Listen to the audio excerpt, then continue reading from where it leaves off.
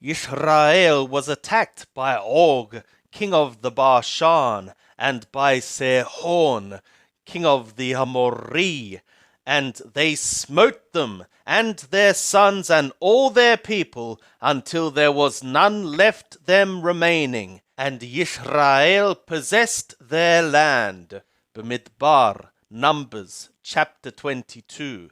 And the children of Israel journeyed, and encamped in the plains of Moab, beyond the Jordan, at Jericho. And Balak, the son of Zippor, saw all that Israel had done to the Amorri. And Moab was very afraid of the people, because they were many. And Moab was distressed because of the children of Israel. And Moab said to the elders of Madian, Now will this multitude lick up all that is round about us, as the ox licketh up the grass of the field.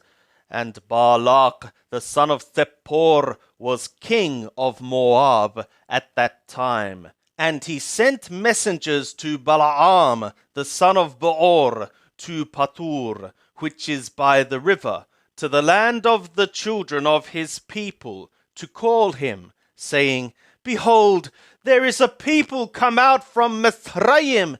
Behold, they cover the face of the earth, and they abide over against me.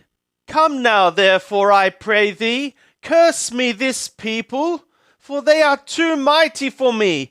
Perhaps I shall prevail, that we may smite them, and that I may drive them out of the land. For I know that he whom thou blessest is blessed, and he whom thou cursest is cursed. And the elders of Moab and the elders of Madian departed with the rewards of divination in their hand, and they came to Balaam, and spoke to him the words of Balak.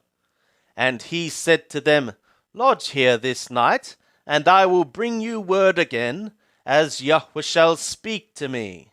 And the princes of Moab abode with Balaam. And God came to Balaam and said, What men are these with thee? And Balaam said to the God, Balak, the son of Zippor, king of Moab, hath sent to me, saying, Behold, the people that is come out of Mithraim, it covereth the face of the earth. Now come, curse me them. Perhaps I shall be able to fight against them, and shall drive them out. And God said to Balaam, Thou shalt not go with them. Thou shalt not curse the people, for they are blessed.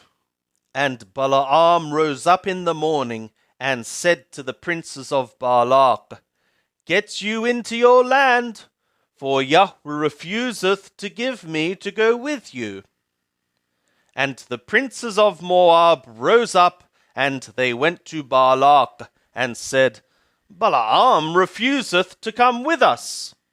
And Balak sent yet again princes, more and more honorable than they. And they came to Balaam, and said to him, Thus saith Balak, the son of Zippor, Let nothing, I pray thee, hinder thee from coming to me, for I will promote thee to very great honor, and whatsoever thou sayest to me, I will do. Come therefore, I pray thee, curse me this people. And Balaam answered and said to the servants of Balak, If Balak would give me his house full of silver and gold, I cannot go beyond the word of Yahweh my God, to do less or more. Now, therefore, I pray you, tarry ye also here this night, that I may know what Yahweh will speak to me more. And God came to Balaam at night, and said to him, If the men are come to call thee, rise up, go with them. But only the word which I speak to thee, that shalt thou do. And Balaam rose up in the morning, and saddled his donkey, and went with the princes of Moab. And God's anger was kindled because he went, and the messenger of Yahweh placed himself in the way for an adversary against him. Now he was riding upon his donkey, and his 2 servants were with him. And the donkey saw the messenger of Yahweh standing in the way, with his sword drawn in his hand. And the donkey turned aside out of the way, and went into the field. And Balaam smote the donkey, to turn her into the way. Then the messenger of Yahweh stood in a narrow path between the vineyards, a wall being on this side, and a wall on that side. And the donkey saw the messenger of Yahweh, and she thrust herself to the wall, and crushed Balaam's foot against the wall, and he smote her again. And the messenger of Yahweh went further, and stood in a narrow place, where was no way to turn either to the right hand or to the left. And the donkey saw the messenger of Yahweh, and she lay down under Balaam. And Balaam's anger was kindled, and he smote the donkey with his staff. And Yahweh opened the mouth of the donkey, and she said to Balaam, "What have I done to thee, that thou hast smitten me these 3 times? And Balaam said to the donkey, "Because thou hast mocked me. I would there were a sword in my hand, for now I had killed thee." And the donkey said to Balaam, "Am not I thy donkey, upon which thou hast ridden all thy life long to this day? Did I habitually make a habit to do so to thee?" And he said, "Nay." Then Yahweh opened the eyes of Balaam, and he saw the messenger of Yahweh standing in the way, with his sword drawn in his hand, and he bowed his head and fell on his face. And the messenger of Yahweh said to him, "For what reason hast thou smitten thy donkey these 3 times? Behold, I am come forth as an adversary, because thy way is perverse before me. And the donkey saw me, and turned aside before me these 3 times. Unless she had turned aside from me, surely now I had even slain thee, and saved her alive." And Balaam said to the messenger of Yahweh, "I have sinned, for I knew not that thou stoodest in the way against me. Now, therefore, if it displease thee, I will get me back again."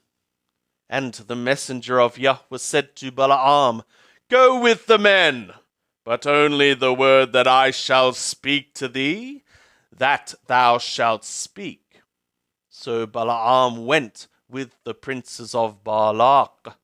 And when Balak heard that Balaam was come, he went out to meet him to the city of Moab, which is on the border of the Arnon, which is in the utmost part of the border.